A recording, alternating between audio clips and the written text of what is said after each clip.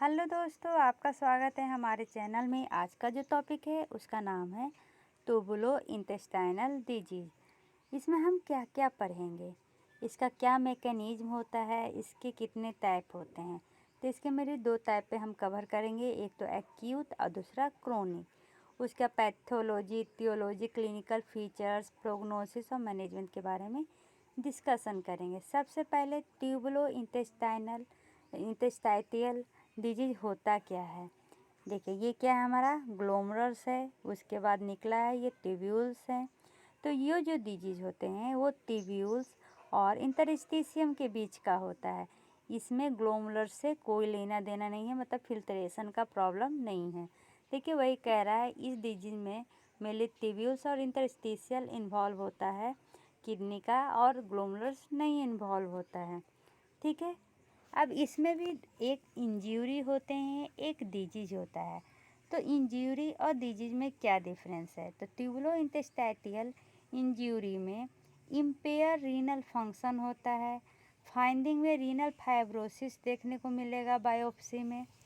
Tubulo इंटेस्टाइटियल disease में क्या होगा, ये प्राइमरी तो इंसाइटिंग इवेंट के कारण होता है, और सेकेंडरी क्यों होगा तो प्राइमरी ग्लोमरुलर डिजीज जैसे कि ग्लोमेरुलोनेफ्राइटिस, सिस्टिक रीनल डिजीज के कारण देखने को मिलेगा। इसमें हाइपरटेंशन, डायबिटीज मेलिटस, एथेरोस्क्लेरोसिस और एजिंग ये क्या होता है, रिस्क फैक्टर होता है। प्रोबेबली अगर डैमेज होगा तो बोथ ग्लोमेरुलस और इंटरस्टिशियल कंपार्टमेंट एक टाइम में होगा। तो ये इफेक्ट देखते हैं ट्यूबुलो इंटेस्टाइटियल डिजीज का रीनल फंक्शन पे। तो सबसे पहले रीनल ऑब्स्ट्रक्शन होगा। तो रीनल ऑब्स्ट्रक्शन कैसे होगा, तो रीनल ऑब्स्ट्रक्शन के मेनली इंटेस्टिशियल इन्फ्लामेशन और फाइब्रोसिस के कारण होता है। अगर ट्यूबुलर ऑब्स्ट्रक्शन होगा तो यूरिन का फ्लो रुक जाएगा, जिसके कारण इंट्रा ट्यूबुलर प्रेशर इंक्रीज करेगा और जिसके कारण जीएफआर लो होगा। दूसरा में क्या है, तो रिडक्शन हो जाना पेरीट्यूबुलर कैपिलरीज के वॉल्यूम में। ये क्यों होगा, तो ये वेस्कुलर या इस्कीमिक ट्यूबुलो इंटेस्टाइटियल कंपार्टमेंट के कारण। इसमें वेस्कुलर रेजिस्टेंस बढ़ जाता है पोस्ट ग्लोमुलर रीजन में, और इंक्रीज हो जाता है हाइड्रोस्टैटिक प्रेशर, जिसके कारण ग्लोमुलर आर्टेरियल आउटफ्लो इम्पेयर हो जाएगा। तीसरा, इदीमा और इन्फ्लामेशन हो जाता है रीनल इंटरस्टिशियम में, जिसके कारण इंटरस्टिशियल प्रेशर बढ़ता है, जिसके कारण lower the sensitivity of feedback mechanism का सेंसिटिविटी कम हो जाता है। ट्यूबुलो इंटेस्टाइटियल फाइब्रोसिस देखने को मिलेगा, जिसके कारण परमानेंट डिस्ट्रप्शन होता है ऑटो रेगुलेशन का। ठीक है। चौथा में ट्यूबुलो इंटेस्टाइटियल नेफ्राइटिस, इसमें क्या होगा, ट्यूब्यूल्स और ग्लोमरस का डिसकनेक्शन हो जाएगा, जिसके कारण एट्रोपिक ट्यूब्यूल्स और ग्लोमरस देखने को मिलता है, और अब उन दोनों में कोई भी कनेक्शन नहीं होता है। एक्यूट टीआईएन, एक्यूट टीआईएन में का फुल फॉर्म क्या होगा, टीआईएन ट्यूबुलो इंटेस्टिशियल नेफ्राइटिस। ये इसमें क्या क्या होते हैं, एक्यूट मतलब जो अभी हाल में ही हुए हैं, सडन ऑनसेट जिसका हुआ है। इसमें जो लेसन होता है ना, वो इन्वॉल्व होता है ट्यूब्यूल्स और इंटरस्टिशियम में। मोस्ट जो पेशेंट होते हैं एक्यूट रीनल फेल्योर के होते हैं। कॉज्ड क्या होगा, तो एग्रेसिव इन्फ्लामेटरी इन्फिल्ट्रेट, जिसमें आपको क्या क्या देखने को मिलेगा, tissue oedema, tubular cell injury, compromise tubular flow. दूसरा, प्लैंक पेन, जिसमें जो mainly distension of renal capsule के कारण होता है। तीसरा, यूरिनरी सेडिमेंट, उसमें आपको एक्टिव ल्यूकोसाइट और सेलुलर कास्ट दिखेंगे। ये मेनली क्यों होता है, तो एलर्जिक रिएक्शन टू ड्रग होता है, और ये इम्यून मेडिएटेड भी है। तो acute tubulo interstitial nephritis mainly lesion अगर ट्यूब्यूल से इंटरस्टिशियम में हो, जिसके कारण ये होता है, और ये उन पेशेंट में ज़्यादा देखा जाता है जिनको हाल में ही एक्यूट रीनल फेल्योर हुआ है। इसमें इन्फ्लामेटरी इन्फिल्ट्रेट में क्या होता है, एग्रेसिवनेस आ जाती है, जिसके कारण tissue oedema, tubular cell injury, compromise tubular flow, flank pain और यूरिनरी सेडिमेंट देखने को मिलता है। अब इसका प्रेजेंटेशन देखते हैं तो ये मेनली एसिम्प्टोमेटिक होता है।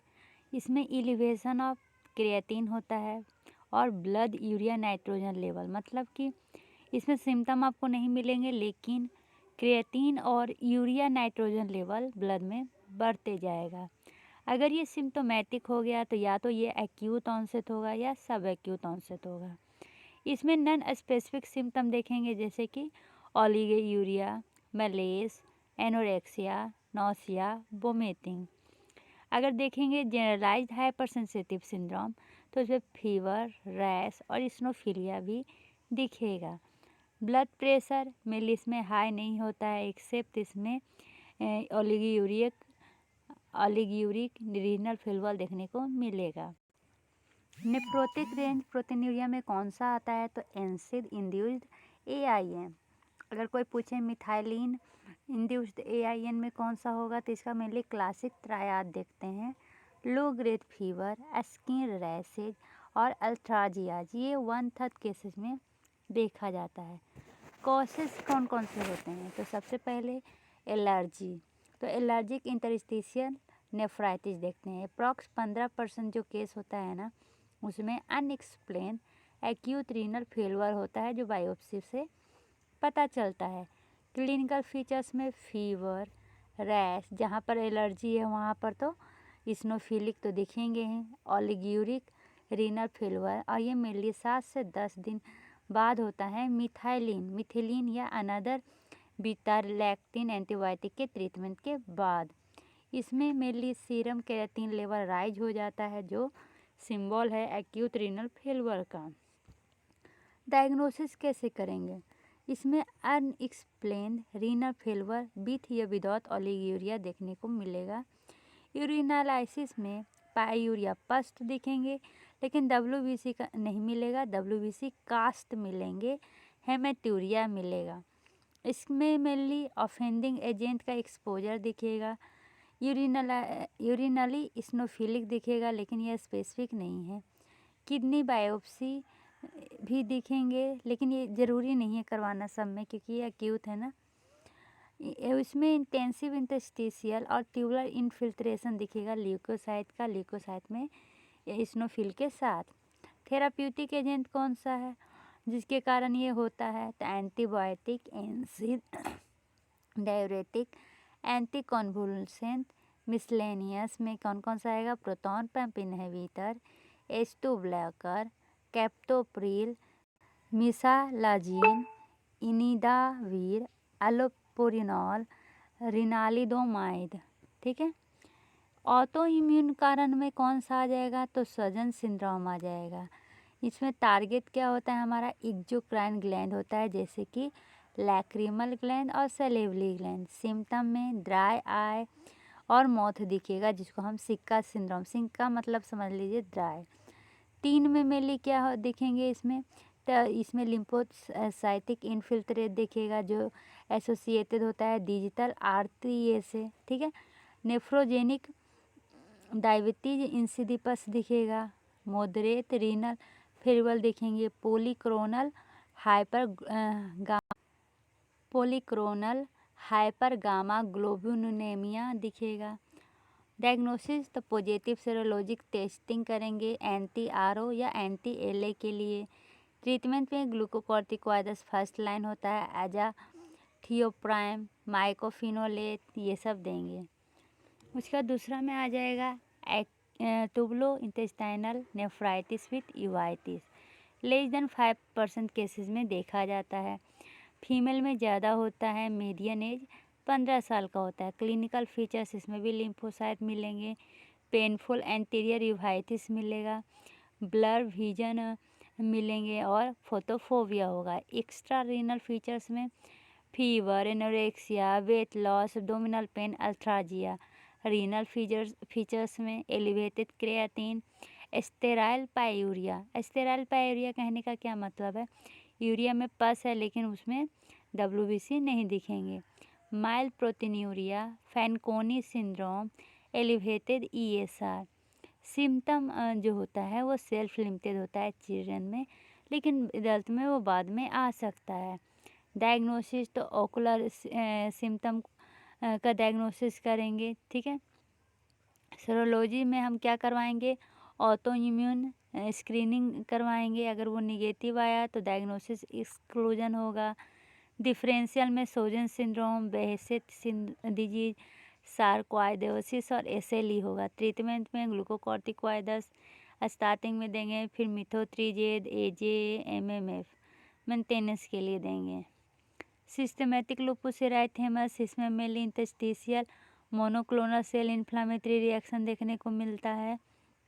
क्लास 3 और क्लास 4, इसमें मेनली एजोथेमिया देखिएगा जो टाइप 4 आरटीए में आता है। ये आरटीए क्या होता है, रीनल ट्यूबुलर एसिडोसिस। इसका मैं अलग से सेपरेट वीडियो बनाऊंगी, आप देख लीजिएगा।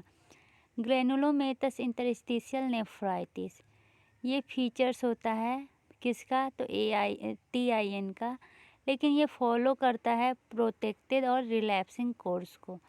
इसमें डायग्नोसिस में renal biopsy, chronic inflammatory infiltrate लेंगे। ट्रीटमेंट पे ग्लूकोकॉर्टिकोइड्स देंगे। चौथा IgG4 रिलेटेड सिस्टमेटिक डिजीज, इसमें डेंस इन्फ्लेमेटरी इन्फिल्ट्रेट मिलेगा IgG4 का, ठीक है। इसमें auto immune pancreatitis, sclerosing cholangitis, retroperitoneal fibrosis, chronic sclerosing agent और प्रजेंट होगा। फाइब्रोटिक रिलेशन में सीधो ट्यूमर प्रजेंट होगा। ट्रीटमेंट में ग्लूकोकॉर्टिकोइड्स मिलेंगे। Idiopathic auto immune interstitial nephritis, typically ये क्लिनिकल और हिस्टोलॉजिकल फीचर होता है AIN का, लेकिन इसका कोई डिफिनिट कॉज नहीं होता है। ऑटो इम्यून रिस्पॉन्स होते हैं, ये ग्लूकोकॉर्टिकोइड्स फर्स्ट लाइन होता है। इन्फेक्शन जिसके कारण ये देखने को मिलता है, वो infection mainly local inflammatory reaction cause करता है। माइक्रोबियल इन्फेक्शन का जो डिस्टिंग्विश करता है एक्यूट और बैक्टीरियल पायरोनेफ्राइटिस में, ये मेनली इम्यूनो कंप्रेस्ड पेशेंट में देखा गया है।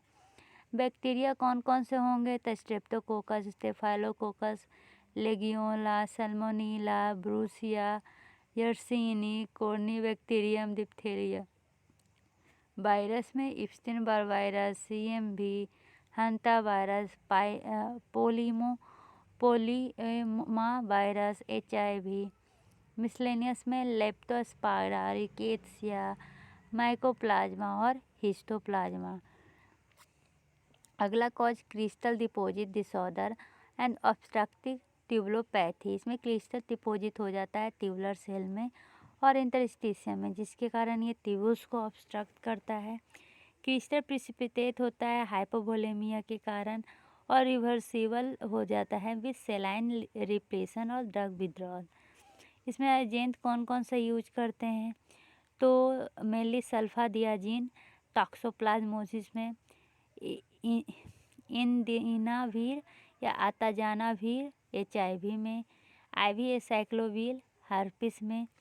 इसका क्लिनिकल प्रेजेंटेशन क्या होता है, तो ओलिगोयूरिक, एक्यूट रीनल फेलियर और प्लैंक पेन। यूरिनलाइसिस में सीट ऑफ बीट दिखेंगे, बीट सल्फामाइड क्रिस्टल देखेंगे, नीडल शेप इंडिनावीर क्रिस्टल देखेंगे, red green birefringent needle shape acyclovir crystal देखेंगे।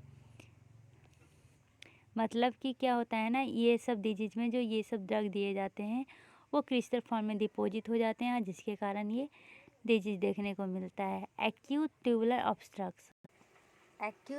ऑब्स्ट्रक्शन, इसमें क्या होगा, अगर यूरेट नेफ्रोपैथी देखने को मिलेगा, एक्यूट यूरेट नेफ्रोपैथी, तो वो मेनली ट्यूमर लाइसिस सिंड्रोम में देखने को मिलता है। तो इसमें होता क्या क्या है, तो यूरिक एसिड का क्रिस्टलाइजेशन देखने को मिलेगा ट्यूब्यूल्स में और कलेक्टिंग सिस्टम में।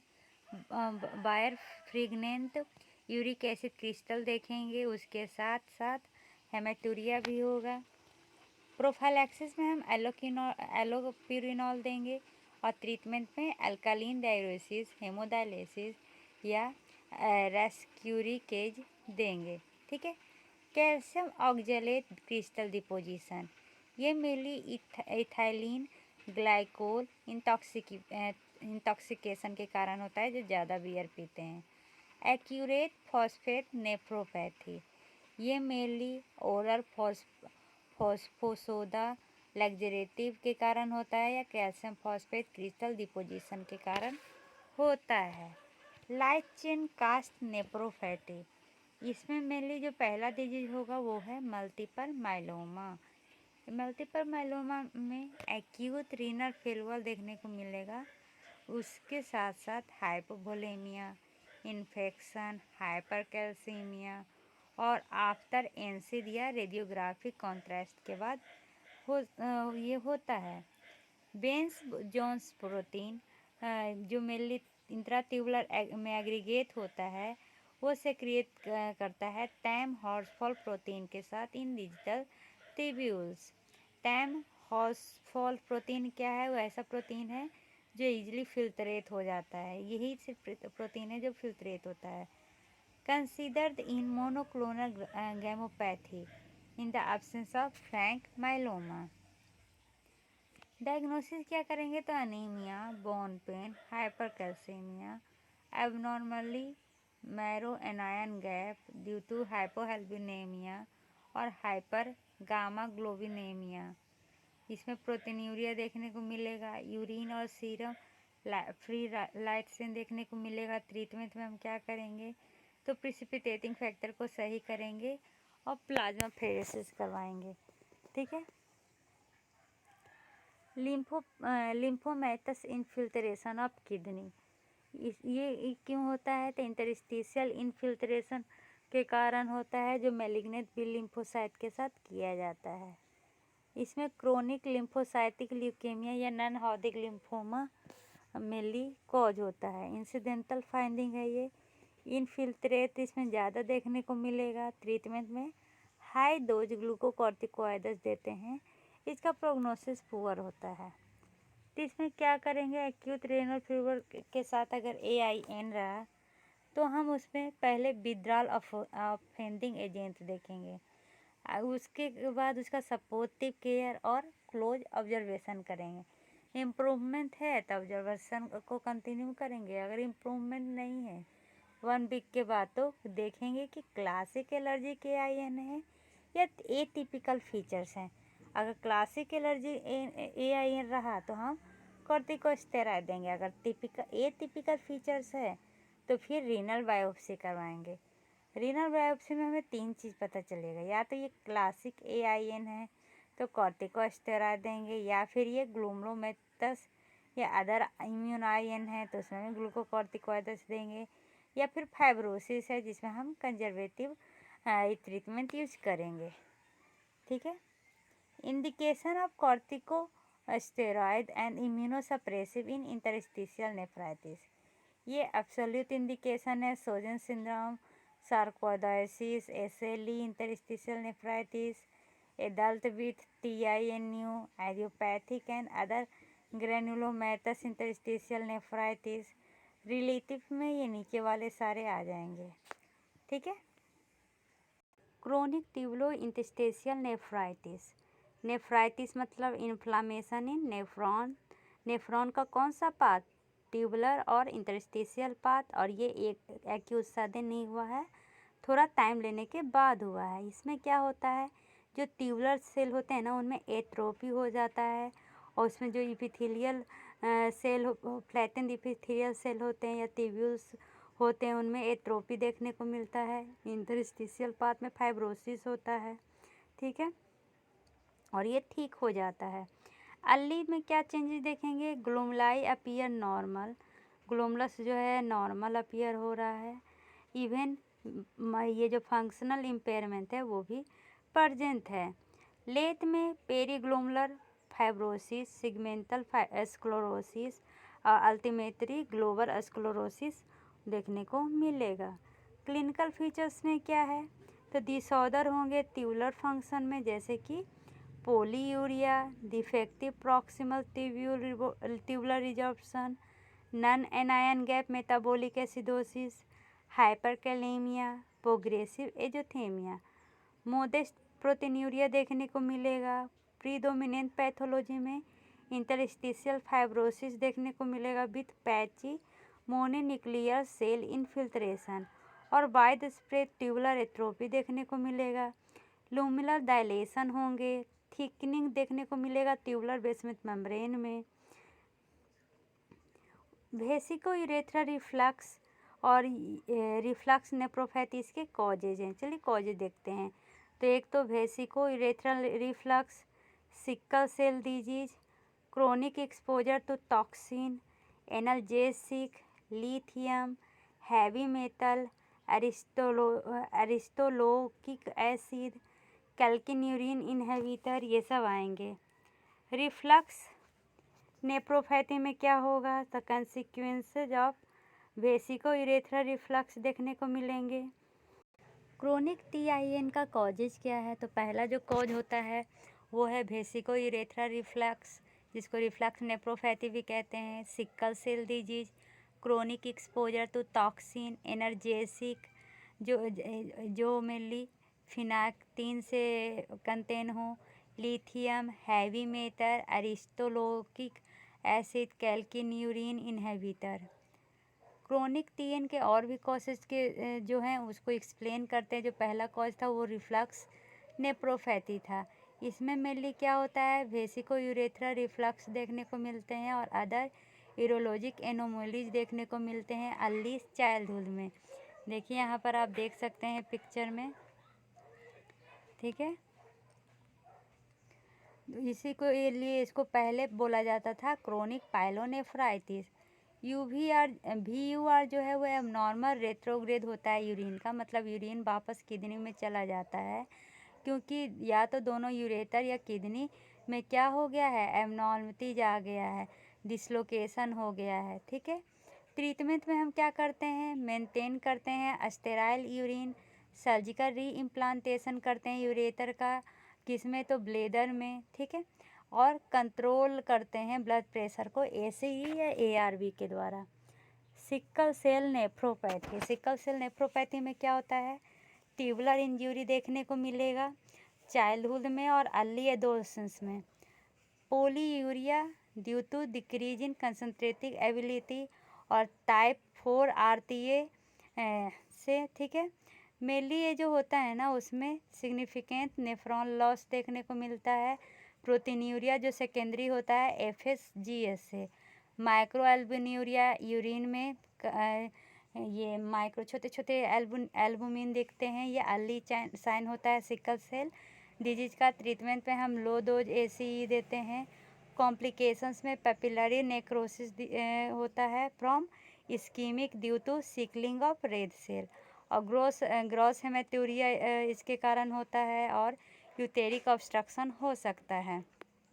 मेजर कॉज कौन कौन होता है पेपिलरी नेक्रोसिस का? तो analgesic nephropathy, sickle cell nephropathy, diabetes with urinary tract infection और प्रोलॉन्ग एनसिड यूज, ये रेयर है। अगला जो कॉज था वो क्या था? ग्लोमेरुलोनेफ्राइटिस। ये प्राइमरी ग्लोमेरुलोनेफ्राइटिस मेनली एसोसिएटेड होता है ट्यूब्यूल्स और इंटरस्टिशियम के डैमेज के लिए। सेम पैथोफिजियोलॉजी है जो ग्लोमेरुलोनेफ्राइटिस का था, इसमें भी इम्यून कॉम्प्लेक्स का डिपोजिशन देखा जाता है। क्रोनिक ट्यूबुलो इंटरस्टिशियल चेंजेज होते हैं जो सेकेंडरी होता है प्रोलॉन्ग ग्लोमेरुलर डिसफंक्शन का। अगला जो है वो है एनर्जेसिक नेफ्रोपैथी।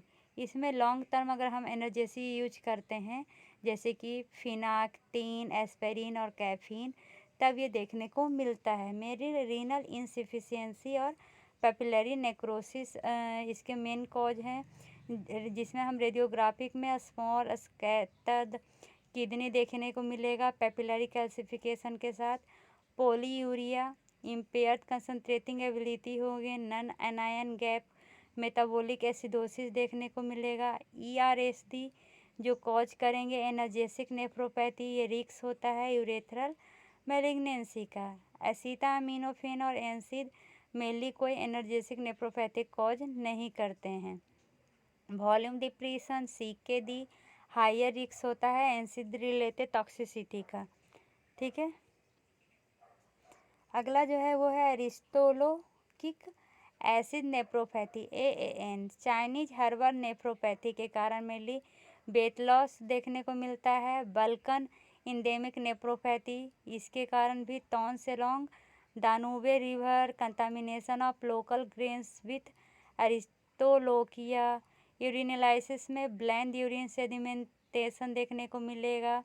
उसके साथ साथ ल्यूकोसाइट और माइल्ड प्रोटीनूरिया भी होता है, सीवियर एनीमिया भी होता है। डिफिनिट डायग्नोसिस में हम किडनी बायोप्सी करते हैं, उसमें भी हम और क्या करते हैं, कंफर्मेशन करते हैं कि कहीं अरिस्टोलोकिक एसिड इंडाइजेशन तो नहीं हुआ है। डिटेक्शन करते हैं अरिथोलैक्टम का, जिसमें डीएनए एडेक्ट होता है किडनी और यूरिनरी ट्रैक्ट टिश्यू में। डैमेज देखते हैं AT to TA ratio. Mutation देखते हैं कि अपर यूरिनरी ट्रैक्ट में हुआ है कि नहीं। सर्विलेंस देखते हैं, CT स्कैन, यूटेरोस्कोपी और यूरिन साइटोलॉजी देखते हैं। Karyomegalic interstitial nephritis slowly progressive chronic kidney disease है, जिसमें माइल्ड प्रोटीनूरिया देखने को मिलता है, इंटरस्टिशियल फाइब्रोसिस देखने को मिलता है और ट्यूबुलर एट्रोपी। इसमें मेनली म्यूटेशन होता है FAN1 जीन का। लिथियम एसोसिएटेड नेप्रोपैथी, इसमें नेफ्रोजेनिक डायबिटीज इंसिडिपस देखने को मिलता है, मेनली पोलीयूरिया और पोलीडिप्सिया है। लिथियम एक्युमुलेट होते हैं प्रिंसिपल सेल में, principal cell of collecting duct through ENAC, जो इनहेबिट करता है ग्लाइकोजन सिंथेज काइनेज 3 बीटा, और डॉन रेगुलेट करता है vasopressin regulated aquaporins water channel को। टीन डेवलप होता है ग्रेटर देन 10 to 20 ईयर्स में। Lithium associated nephropathy clinical presentation है, इसमें एसिम्टोमेटिक मिनिमल प्रोटीनूरिया और few urinary leukocyte, normal BP और सेकेंडरी ये होता है FSGS का। रीनल बायोप्सी में mainly interstitial fibrosis, tubular atrophy देखने को मिलेंगे। ठीक है, ट्रीटमेंट में अमीलोराइड देते हैं ताकि वो लिथियम से बचा सके। लिथियम को डिसकंटिन्यू करते हैं, मॉनिटर करते हैं लिथियम लेवल को, और ACE इनहिबिटर ARB देते हैं प्रोटीनूरिया के लिए।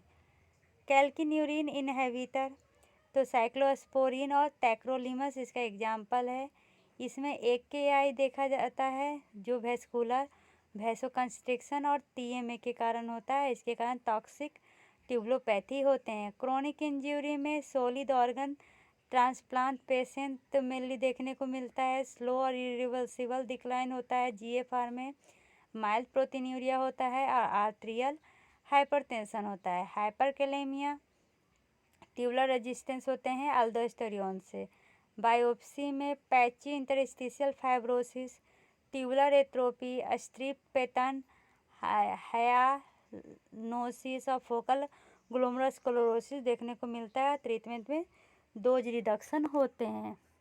हैवी मेटल में लीड कैडमियम के कारण भी देखने को मिलता है। इसका अर्ली साइन क्या है, प्रॉक्सिमल ट्यूब्यूल्स का डिसफंक्शन हो जाना ड्यू टू हाइपरयूरिसेमिया और रीनल इनसफिशिएंसी।